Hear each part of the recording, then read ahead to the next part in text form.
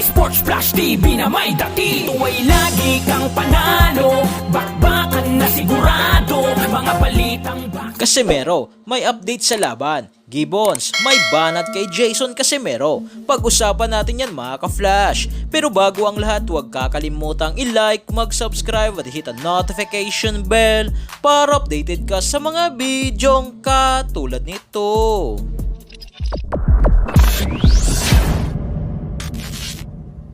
So hindi na nga po mga ka-flash makapaghintay tayong mga boxing fans sa muling pagbabalik ni 3 Division World Champion angas ng Pinas General Cuadro alas Casimero sa ibabaw ng lona. Subalit hindi pa nga po kinukumpirma ng kanyang promoter na si Masayoki Eto ng Treasure Boxing Promotion sa kung sino ang makakalaban ni Casimero. Nasa update nga po ng kampo ni Casimero ay sinabi nga nito na dahil sa politika ng araw sa boxing ay hindi na nga raw matutuloy ang bakbakan ng Casimero versus Teji Duhaney na rated number 3 sa WBO, na dahil dyan ang inaasahan nga raw ngayon ng kampo ni Casimero ay ang bakbakang General Casimero versus Carl Hamis Wonderboy Martin na rated number 5 sa WBO. Habang sa post nga po ngayon ni Casimero sa kanilang Facebook page na Cuadro Alas It's My Boy ay sinabi nitong malapit na nga raw mag-cross ang landas nila ni undisputed world champion pound for pound na Oya the Monster Inoue.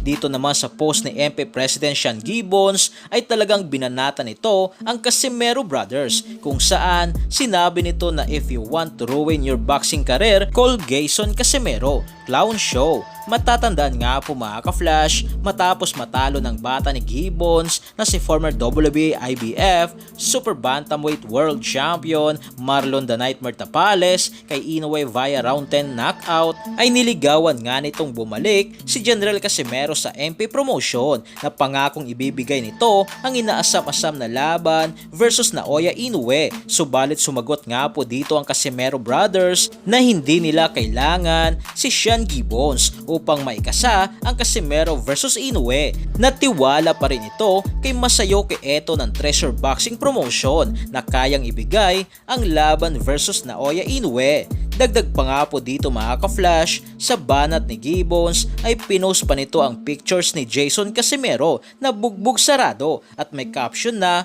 "Call me promotor". So yan lang para sa ating balitang boxing. Ano ba ang masasabi nyo tungkol dito? Para sa inyong komento at reaksyon ay komento nyo na sa baba. Hanggang sa muli, ito ang The Sports Flash TV. Sports Flash TV na may dati. Tuwa'y lagi kang panalo, bakbakan na sigurado, mga balitang boxing. Dito laging bago, balitang boxing, laban na kasado. Di papahuli pagdating sa bakbakan, mga pambato na patuloy ang laban. Sasaliksikin ang bawat babalita, talagang diin, bawal ang mahina sa loob ng ring. Merong pambihira, mga kamao na nagiging bida.